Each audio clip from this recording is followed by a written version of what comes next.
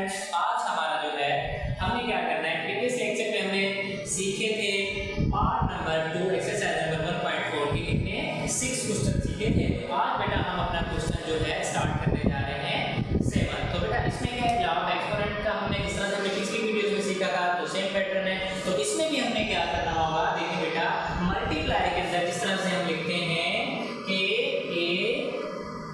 Square या हम यूं कर लें a पावर m और मल्टीप्लाई a पावर n। तो ये क्या होगा, मल्टीप्लाई में जब अपने पास बेस सेम होती है तो हम पावर्स को क्या करते हैं बेटा, पावर्स ऐड होती हैं। ठीक है, इतनी बात आ गई समझ में। तो अब हम क्या करेंगे, सिर्फ इसी सिचुएशन से इसी कंडीशन से हमें क्या करेंगे, यही कंडीशन है हमारी। तो अब हम क्या करेंगे, तो देखिए बेटा अब हमने सॉल्यूशन, तो अब हमने बेटा क्या करना है, क्वेश्चन को रीराइट करना है और ये बन गया हमारा। देखिए हम जब इसे लिखेंगे c/d और इसी तरह बेटा स्क्वायर और फिर हमने क्या करना है c/d और क्यूब और माइनस का c/d और ये पावर 5। तो देखिए बेटा हमारे पास ये जो है माइनस c/d सब बेस जो है सेम है, लेकिन हाँ पावर्स हमारे पास डिफरेंट है। तो लेकिन बेस हमारे पास सेम है, तो हमें बेसिस जो चाहिए सेम, क्योंकि हमारा डाउट एक्सपोनेंट यही कह रहा है कि आपके पास बेस सेम होनी चाहिए। तो अब क्या है, अपने पास बेटा हमने जो है c/d हमने क्या करना है, ये बेटा हमने सेम ले लिया।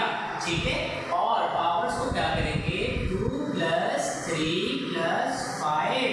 तो देखिए बेटा अब जो अपने पास ये जो क्वेश्चन फाइनली जो आता है रिजल्ट 5 और 3 8 में 2 प्लस करेंगे तो 10। देखिए बेटा ये भी बहुत आसान क्वेश्चन है। तो इसी तरह अब हमारे पास क्या है, क्वेश्चन नंबर हम कौन सा सॉल्व कर रहे हैं, हमने 7 कर लिया। अब हम 8 करेंगे क्वेश्चन सॉल्व। देखिए बेटा अब 8 में भी हमने क्या करना है, क्वेश्चन को हमने सॉल्यूशन लिखना है और क्वेश्चन को रीराइट करेंगे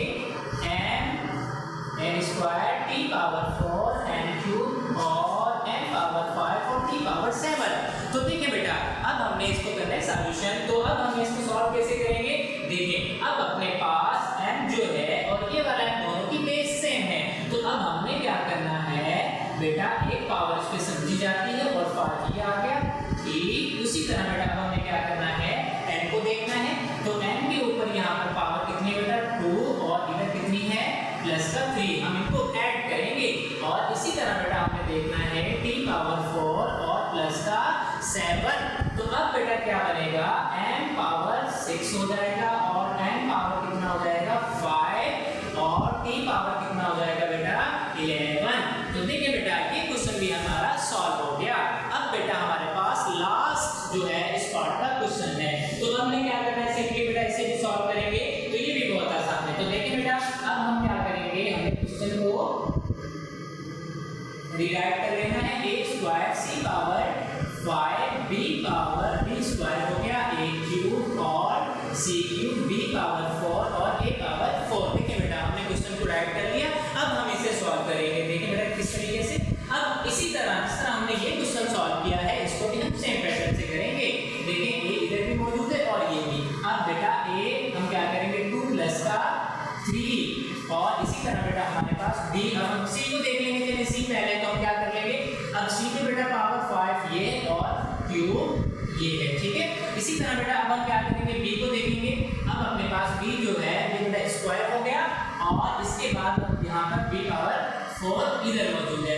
ठीक है बेटा अब हमने क्या किया, लेकिन एक चीज देखेंगे a इधर भी और इधर भी ये वाला a भी मौजूद है। तो हमने क्या करना है बेटा, ये वाला जो a पावर 4 है हमें इसको भी ऐड कर देना है। अब हमने इसको प्लस करके देखें तो कितना होता है हमारे पास रिजल्ट 2 और 3 5 में प्लस करेंगे 4 तो बेटा ये हमारे पास 9 हो गया, a पावर 9। और इसी तरह बेटा अब हमने c को देखना है, 5 और 3 कितने होंगे 8 और इसी तरह बेटा अपने पास 2 और 4 क्या होगा b पावर 6 हो गया।